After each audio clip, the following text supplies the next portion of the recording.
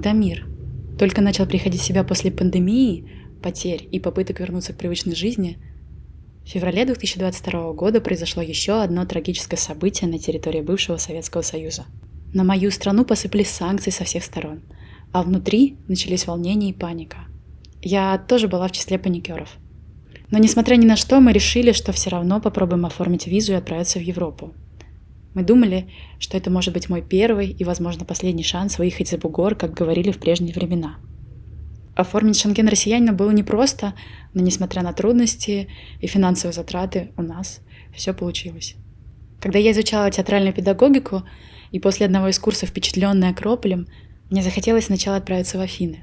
Я хотела прогуляться по древнему городу, посмотреть, где жили древние боги, посетить все звучные места во Франции, Италии, Испании, Австрии, Ниццу, Марсель, Монако. Да куда-нибудь еще, ведь у меня была виза на целых 30 дней. Круто же!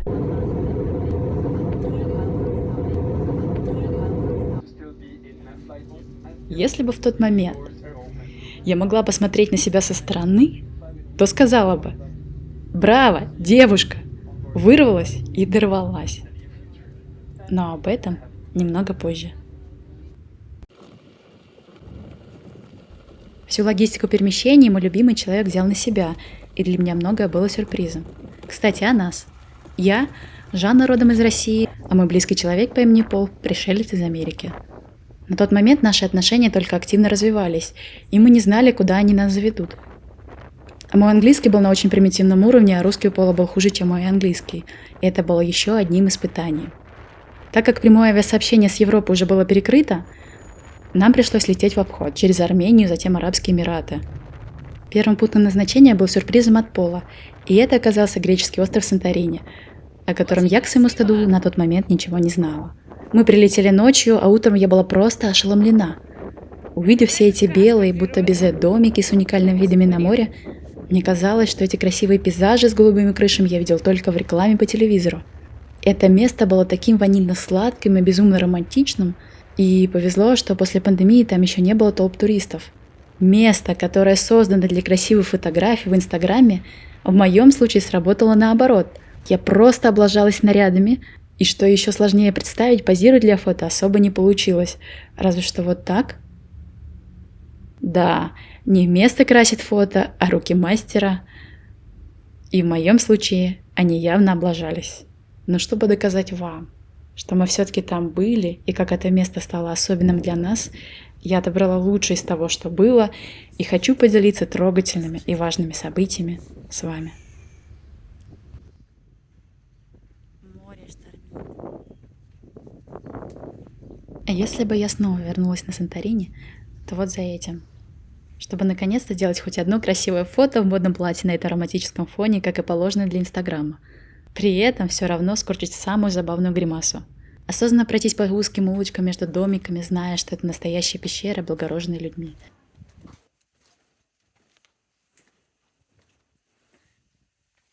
Мы не знаем, куда мы идем.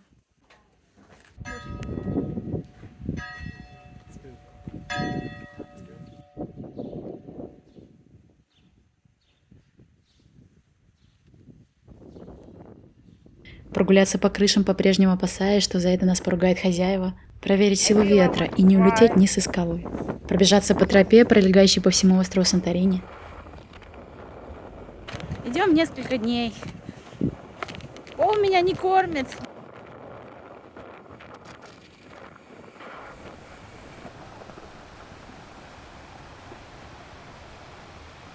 Прокатиться на катамаране, но уже всей семьей, чтобы исследовать соседние острова и поймать свою первую морскую рыбу.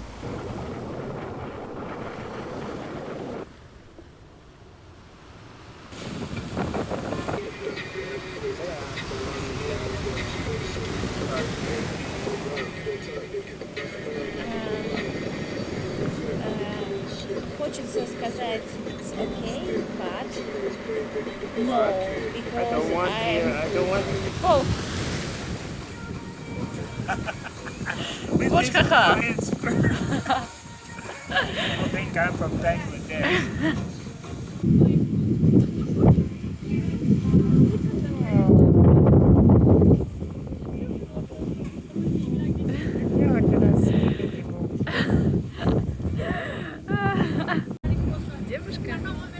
My name, меня зовут Полин.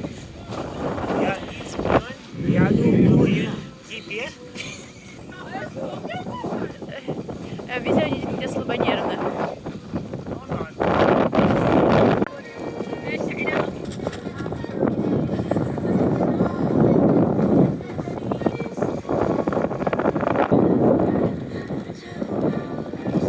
Умираю.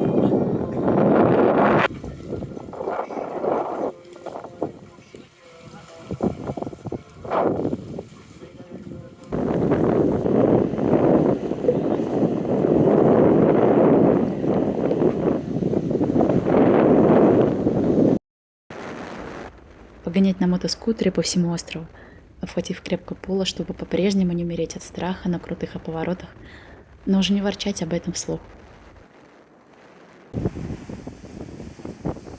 Как и тогда, встретить один из самых красивых закатов с полом возле маяка и вспомнить его обещание.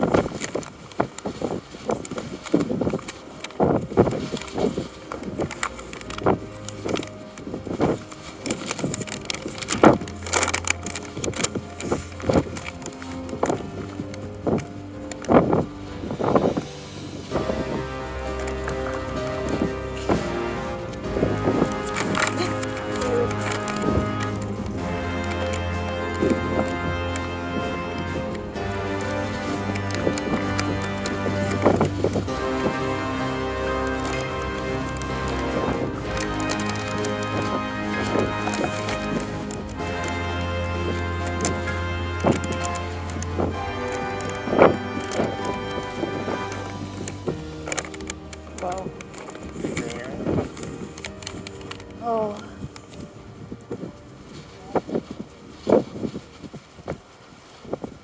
Is this? This one. This one for engagement. This one for promise ring.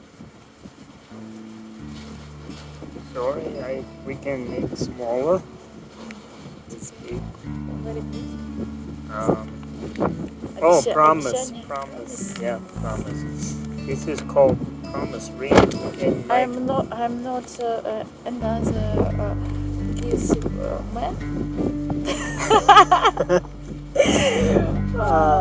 this is Paka Solnichka.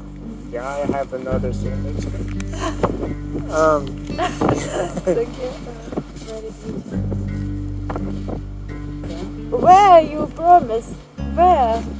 Oh, promise ring. Yes. Well, no. This? Yes. This? Never promise ring. But- Here. But Словом, отправиться снова за воспоминаниями, которые там с нами произошли и которые нас изменили.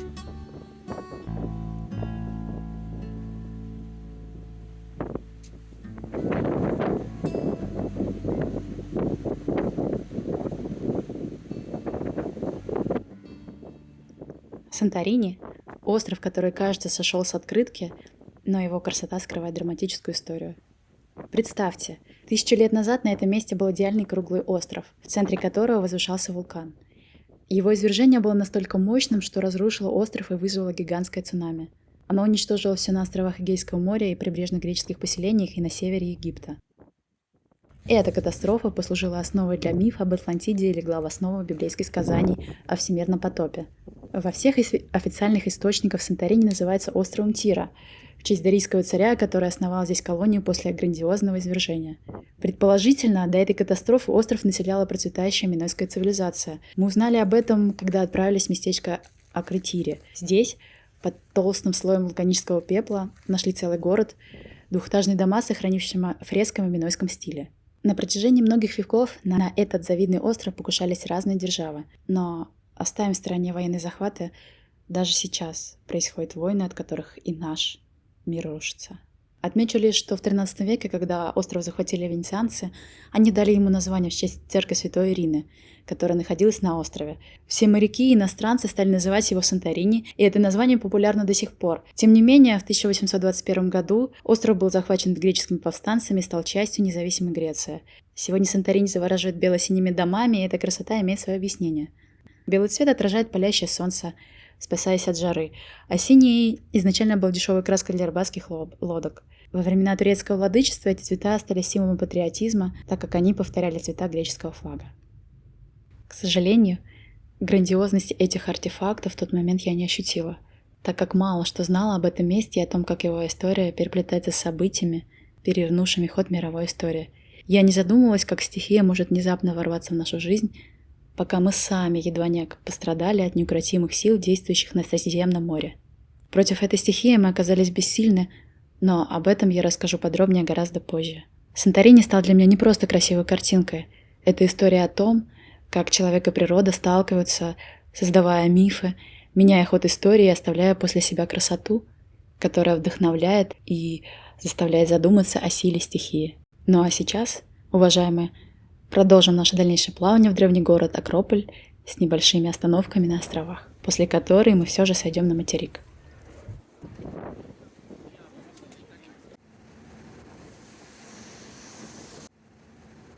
Айос, Наксос, Миконос, Сирос, Кифнос – это не ругательство, а названия островов, на которых мы мимолетно останавливались на пути к Афинам.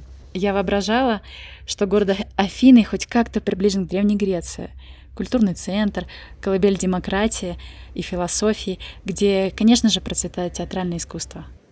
Философия, демократия и культура в центре города ярко отображались на исписанных стенах в некультурных выражениях. Крепкий едкий запах исходил не только от мусорных баков, но и от многочисленных углов, описанных людьми. Да, вам не послышалось, описанных. На улицах мы встречали значительное количество бездомных, лежащих прямо на бордюре алкоголиков или наркоманов. Ощущение было такое, будто я попала в район гетто. Трудно было сравнить Москву с ее чистыми улочками, проспектами, парками, мощной архитектурой с Афинами, с которыми я только что познакомилась. Мое разочарование от древнего Акрополя было размером с Парфенон. Белоснежное величие был задавлен толпой, заставлен строительными лесами и ограждениями.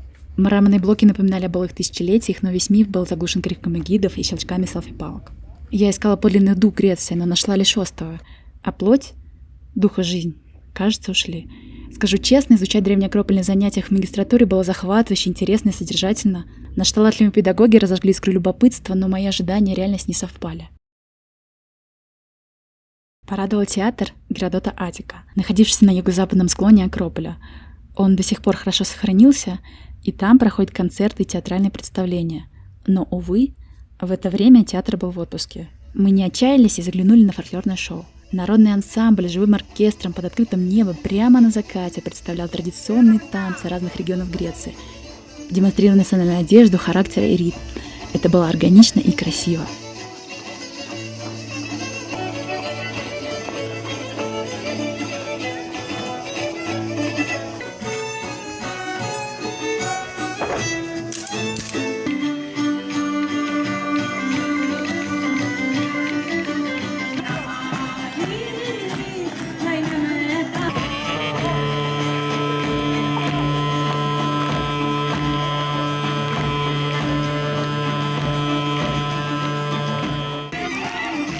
Меня лишь шокировало и смутило, что, придя в театр, любуясь танцевальными традициями, можно смотреть и есть. Правда, позже под этим впечатлением мы приняли участие в небольшом танцевальном и кулинарном мастер-классе, и это оказалось непросто.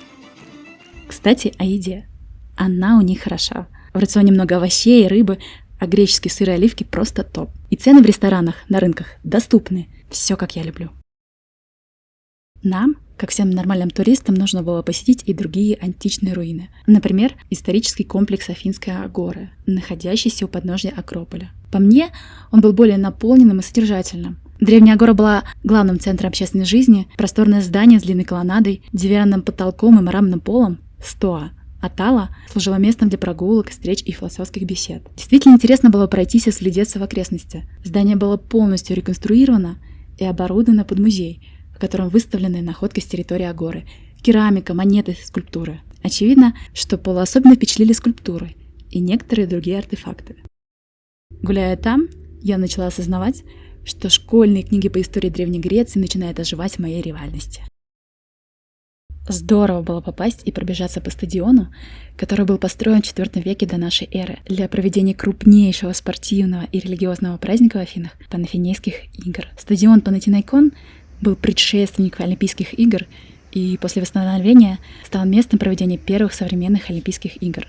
Там все было в белом мраморе, ощущения крутые. Вот там была живая история, по которой я могу бегать, ходить, трогать, нюхать, сидеть на троне и представлять, как первые лица государства наблюдали с этого места за зрелищем. Отмечу, что сейчас стадион используется не только в туристических целях.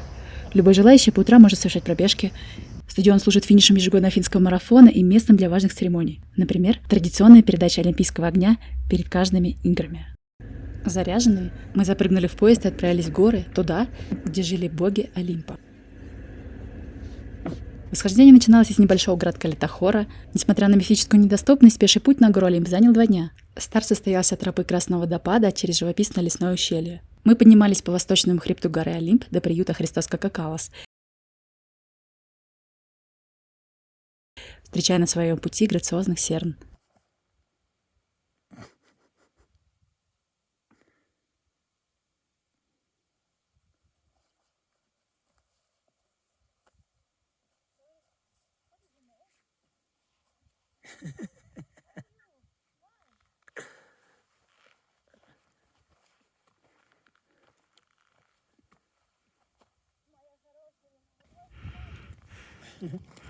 Очень близко. Без шашлык, блин, я очень голодный. Из самого приюта открывалась изумительная панорама на вершине Олимпа. Как же было уютно. Ужин проходил на улице прямо на закате. Вокруг творилась захватывающая красота и романтика.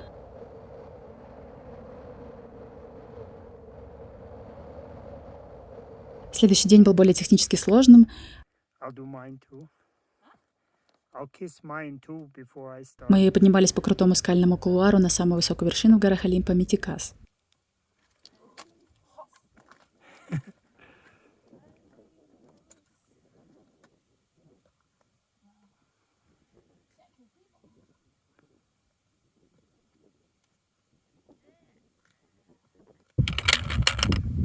And what? What did you say? На вершине пришлось пнуть с горы бога Зевса и ненадолго занять его место. Надеюсь, он не сильно обиделся. Во всяком случае, к вечеру мы благополучно спустились, и никто не метал нас молнией.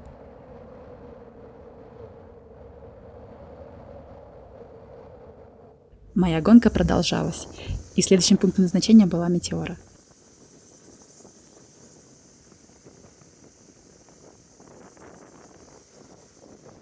Я понятия не имела, что в этом месте на высоких скалах порядка 400 метров в IX веке нашей эры начали селиться и отшельничать православные монахи. Позже в этой округе на скалах или в пещерах было организовано порядка 24 монастырей. В настоящее время продолжает работать только 6, и 2 из них женские. Монастыри на скалах впечатлили своими масштабами и труднодоступным местоположением в былые времена. Понятно, что сейчас эта задача упростилась. Эти места полны нас, туристов и коммерции, что лично меня отталкивает. Но особенно интригующие были скиты, сооруженные на уступе скалы, в котором до сих пор уходят монахи, чтобы отшельничать на время. Чего только не придумывают эти американцы. Блин. Сначала уронят, потом платок, потом достают. Здесь метров 50 внизу, может быть больше. A catch fish small and big. Итак, прошел год, 2, 3.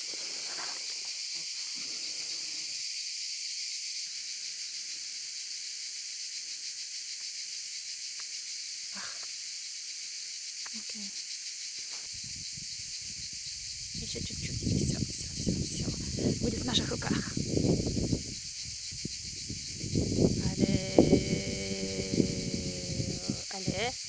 Але. Ювелирная работа. Але.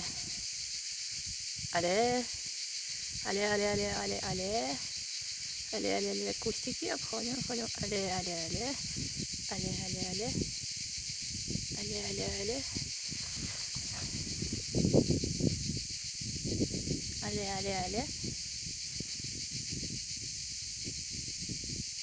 Веточка, осторожнее.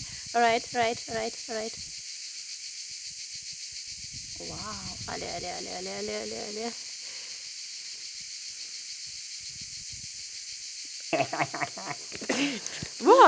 What happens? Maybe repeat. You super train. Вау, просто шикарно. Аплодисменты. Але, оп! Мой захват Европы продолжался, и путь в Италию не был коротким. Мы меняли транспорт как перчатки, пересекая материк и снова прыгая по островам. Что ни говори, туризм на греческих островах развит хорошо, и всегда можно найти, чем там заняться.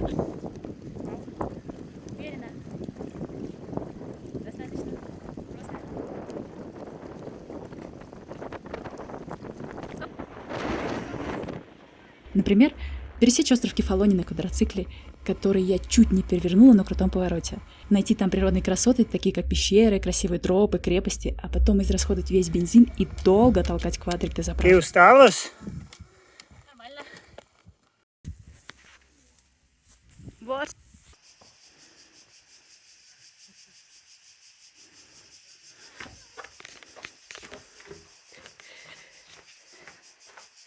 Вскормленный неволя, орел молодой, мой грустный товарищ. Не надо меня пугать. I know. Эй, это ты кому? Здравствуйте. И я уже не помню конкретно, сколько мы поменяли катеров и кораблей, но ярко врезался в память большой корабль, причаливший ночью в порту острова Корфу, а затем обезумевшую, разъяренную толпу студентов. Она пронеслась через нас, мне было страшно, и я, как настоящая овца, тоже побежал за ней. Когда мы попали вовнутрь, молодежь по-прежнему бегала и нагло занимала разные ярусы, сгоняя давних пассажиров. Корабль внутри был шикарно обустроен. Мы скромно нашли место на длинных подоконниках и, задернув шторку, легли спать и проспали до утра. Сойдя в итальянском порту Бари, мы прыгнули в поезд до Таранто. Там, вместо прогулок и развлечений, у меня была важная миссия – писать эссе для очередного поступления в магистратуру. Скажу по правде, где я только не пробовала писать его. На катерах, пересекая Средиземное море, в поездах, но многое отвлекало. Трудно точно сказать, где я все же его завершила. Тем не менее, на нескольких видах наземного и водного транспорта мы добрались до изумительного острова Сицилия в город Мессина. Оттуда мы в очередной раз направились на железнодорожную станцию в попытках доехать до Катани. Я еще не писала о том, что большое несоответствие расписания поездов в Греции и Италии повергло меня в шок. То, что у нас в России случается крайне редко, здесь опоздание кажется нормой. Но речь не только об этом. В опоздавшем поезде милый контролер позже высадил нас с пола на неизвестной нам станции за то, что я стянула с себя медицинскую маску, подумав, что она не заметит. Пол предупредил меня, что такое может произойти, но я была уверена, что это как у нас в России, сделает замечание и отстанет. Мои извинения и уговоры были отвергнуты, а за мою шалость нам пришлось расплатиться дополнительными $100 за такси и гневом Пола. Несмотря на это, остров Сицилия меня очаровал. Вот как-то там все было душевно. Люди, еда, воздух, красивая природа. Мы поселились недалеко от действующего вулкана Этна, в пригороде, чуть ли не в охотничьем домике, стены которого были пропитаны семейной историей.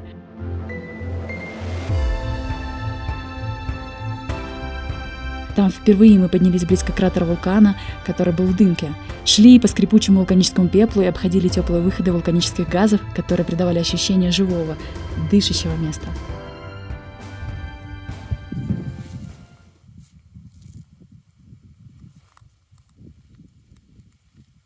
This is boy, I think, people, Russian man. I don't know. Oh, because he's going back. Where's Nilsa? Там же произошло событие, которое меня расстроило. Я потеряла кольцо обещаний, подаренное Полом, и это для меня, суеверной, было нехорошим предзнаменовением. Было непонятно, где его искать. Мы перевернули весь дом, осмотрели двор, но на следующий день, отчаявшись, все же заглянули в город, на детскую площадку, где прошлой ночью Пол выходил в онлайн по работе, а я ждала его, делая гимнастику. О чудо! Оно там валялось на асфальте.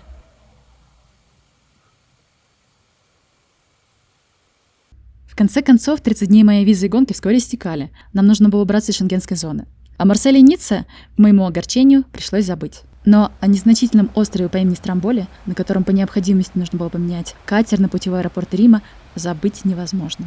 Нам следовало всего лишь там переночевать до прибытия следующего катера, до Неаполя. Днем мы сошли на берег. Там было так здорово и необычно, что я уговорила Пола переночевать в нашей палатке на диком пляже. И он согласился. Мы долго искали место, обрезая скалы и препятствия, чтобы расположиться где-нибудь подальше от цивилизации. Мы не знали, законно ли это, и хотели без волнения оставить там вещи. Мы устроились за одним утесом. Пляжная зона была небольшой, и я предположила поставить палатку перед большим и широким камнем. Над нами нависала скала с нагромождением камней, и я пробормотала, что это для безопасности.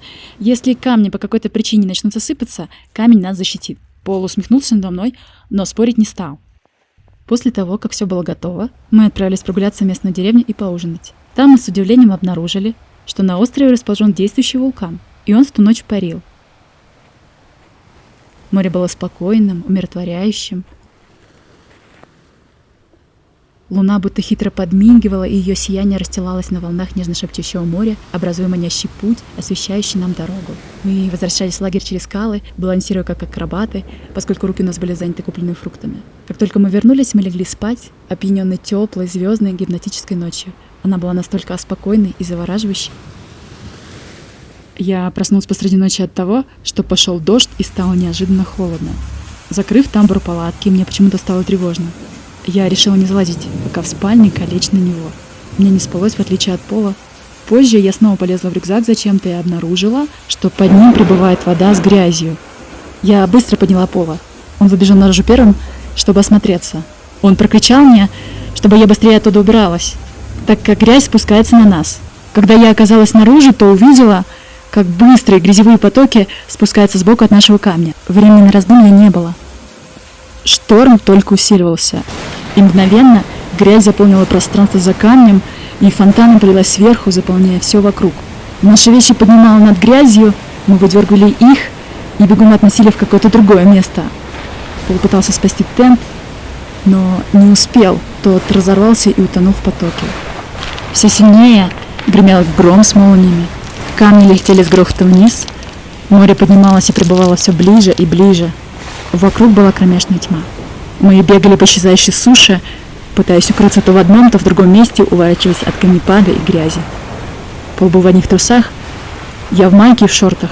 Нас уже давно трясло от холода и страха. Апокалипсис продолжался, грязевой поток отрезал нам путь к порту и деревне. Камни разных размеров летели в нашу сторону. Море бушевало и прибывало все выше. Найти укромное место было все сложнее. Я рассматривала любую попытку к спасению. Мысль была лезть по скале вверх, но рельеф был рыхлым, и в 2 счета можно было сорваться. Когда мы на карачках залезли под единственный оставшийся щит из 3 камней, мы наблюдали за происходящей катастрофой. Грязное, яростное море все ближе прибывало к нам. Оно уносило и смыло все на своем пути. Последние 5 метров я молилась и не могла поверить, что это наш конец. Когда море подошло и замочило наши попы, я готовилась, что оно примет нас. Но в этот миг выглянуло солнце. Хоть в это сложно поверить, все прекратилось. Как будто кто-то взмахнул волшебной палочкой, и наступила хорошая сказка. Мы по-прежнему не могли поверить в случившееся чудо. Но было не до сантиментов. Мы подобрали какие-то вещи, что даже осталось сухим и чистым в герметичном мешке. И, по иронии, уцелел какой-то фрукт. Затем закинули грязные вещи в один из рюкзаков. Он был нереально тяжелым. Мы быстро выдвинулись, обходя обрушения, грязевые сели, постепенно приходя в себя. Когда мы выбрались к причалу порта, я почувствовала облегчение и нереальную усталость.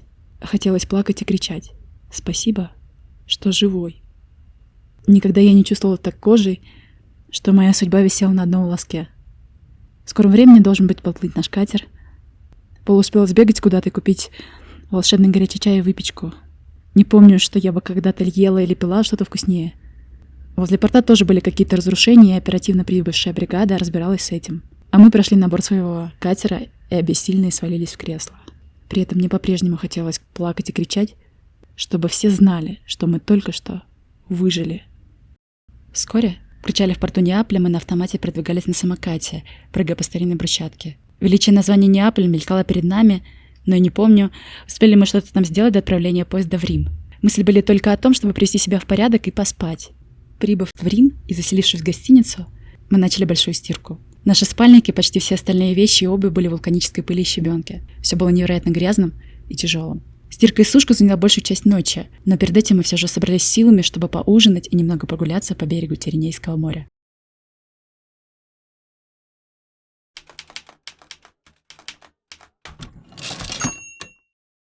утром мы вылетели в Грузию, но с одной случайной пересадкой в польском городе Крак. Прибыв туда, я почти выдохнула со всеми этими проверками службы безопасности, и мысль о том, что Польша совсем рядом с Россией, казалась почти домом. У нас было достаточно времени, и мы успели заехать в сам Краков. Каково же было мое удивление, когда нам попался таксист, эмигрирующий из России. Он рассказывал о дискриминации и хамском отношении поляков к нему и к его семье. И он сожалел, что выбрал Польшу для эмиграции. После пробы национальной кухни и короткой прогулки мы встретили лозунги, осуждающие действия России. На обратном пути местный таксист, узнав, что я из России, стал хамоватый с нами. Конечно, возможно, это совпадение, и нам просто попался такой человек, но уже позже в столице Грузии мы часто сталкивались с митингующей толпой, держащей лозунги о поддержке Украины и осуждении действий моей страны. Толпы были агрессивно настроены, и мне становилось страшно. К тому же в Тбилиси во многих ресторанах висели объявления об их отчислениях в поддержке Украины. Но, собственно, речь не об этом. О Грузии я, как турист, могу отзываться только в превосходной степени.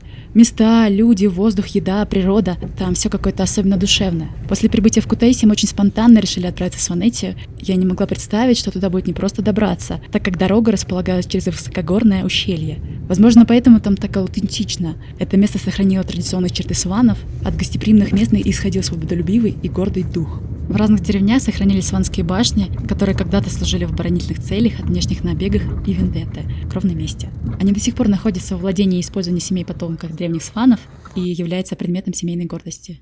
Эти башни сложены из камня сланца, их высота достигает 20-25 метров. Также внутри поселков до сих пор сохранились разные постройки из сланца. Все это гармонично сочетается с горным ландшафтом.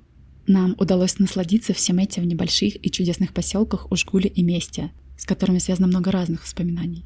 Там мы не только вживались в местный быт, но и ходили к озерам и поднимались к ледникам. Это непередаваемое ощущение. Помимо фантастических видов, я впервые лезла между ледниковыми щелями, и это было удивительно и страшно.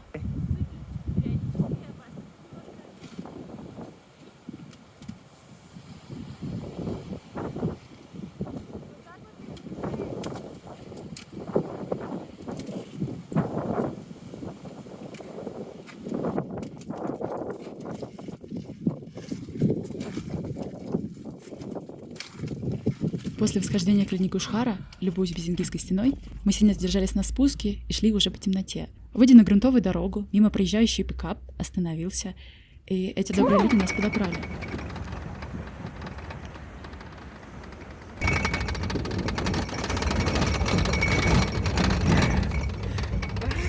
What do you feel now? I feel hope. Больно. I feel garbage. I feel no garbage. Feels Me garbage. А мы запрыгнули в кузов, сразу почувствовали запах мусора. Это было веселое приключение — трястись и подпрыгать вместе с мусором, словно сами были мусором, под аккомпанемент звенящих пустых стеклянных бутылок. Там же, в Ужгуле, произошла удивительная встреча и знакомство с парой из Восточной Германии, Томом и Карлой. Карла хорошо говорила по-русски. С ними мы провели несколько интересных вечеров. Вот в этом очаровательном крае многое было непричесанным, сочным, наполненной подлинной жизнью. Находясь там, я начала осознавать, что я прыгала как вошь по глобусу, устроив из всего путешествия гонку за звучным названием стран и городов. Вместо неспешного проживания в одной стране, изучения культуры и полноценного хождения в моменте. Много было неповторимых моментов, о которых я не жалею, но большое количество времени, потраченное на транспорт и поверхностное пребывание в стране ради галочки, безвозвратно упущено. Я чувствовала благодарность Полу за его терпение и принятие. То, что произошло с нами в Европе, особенно в Стамбуле и в Грузии, нас сблизило. Наши отношения были далеки от идеальных, мы также порой ссорились и ругались, но это не помешало нам продолжать быть вместе.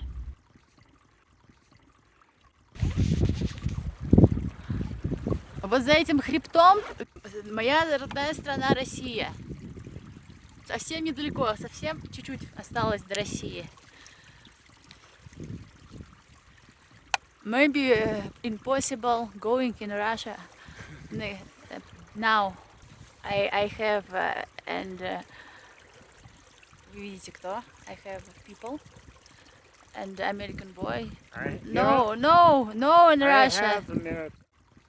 Продолжив путь на арендованной машине до Тбилиси через отдаленные поселки, мы, сделав остановку у одного из банков с целью разменять деньги, чуть не нарвались на серьезные приключения. За нами была попытка погони местной банды. В тот момент я была за рулем, мы успели поменяться с Полом, дорога была узкая и крутая вдоль каньона. Мы опасались, что нас заблокируют на дороге в одном из этих узких мест. Мы быстро нашли по карте полицейский участок и завернули туда. Преследователи скрылись, полиция нас уверяли, что нам показалось. Но Пол позвонил в американское посольство, и его предупредили, что на этом участке случались разбои, при этом полицейские были причастны к этому. Нам порекомендовали попросить сопровождение полицейского кортежа до выезда на большую трассу. Так и получилось, мы благополучно выехали без происшествий.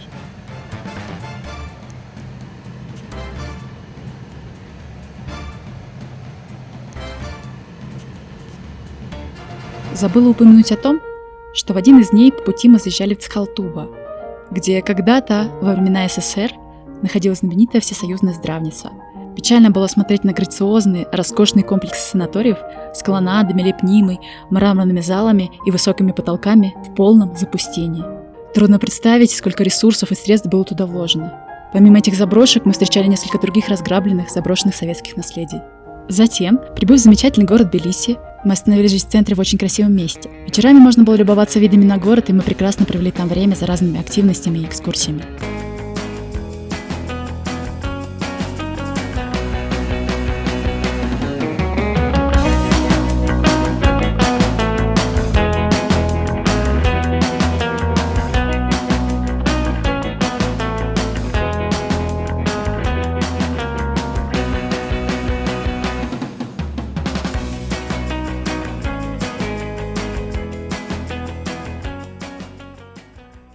Мне бы хотелось поделиться с вами случайно произошедшей, особенно важной там встречей. В один из вечеров я шла к нашему уютному пристанищу. Возле одного из домов в частном секторе сидела грузинская бабушка. Она, завидев меня, улыбнулась и завела разговор. Спросила, не казашка ли я? Я ответила, что да. Дальше она радостно подскочила, обняла меня и попросила подождать ее.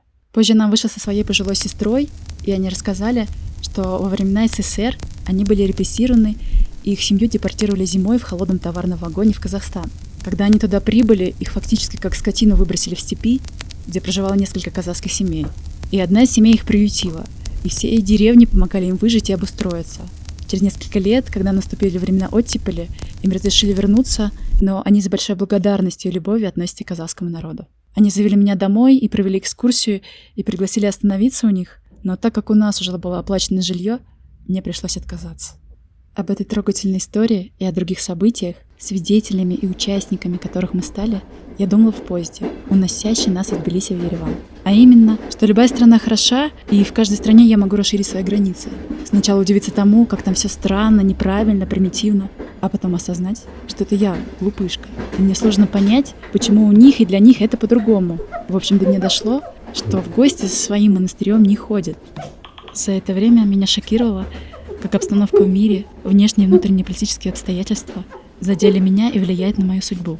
Независимо от того, хотела ли я участвовать в этих событиях или даже сбежать от них. Это как ковид. Как бы ты ни берег себя, ты будешь заражен.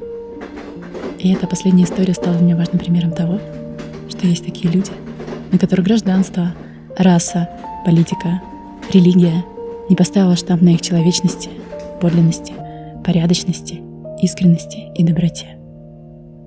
В этой гонке за престижем, за идеальными кадрами и попыткой соответствовать чужим ожиданиям я едва не потеряла самое главное. Я строила фасад, пока внутри все рушилось. Но этот путь научил меня. Подлинность стоит дорого. Она единственное, что дает силы дышать. Теперь я выбираю быть собой, а не картинкой в чьем-то чужом сценарии. Хочу, чтобы эти открытия надолго остались со мной и проросли во мне.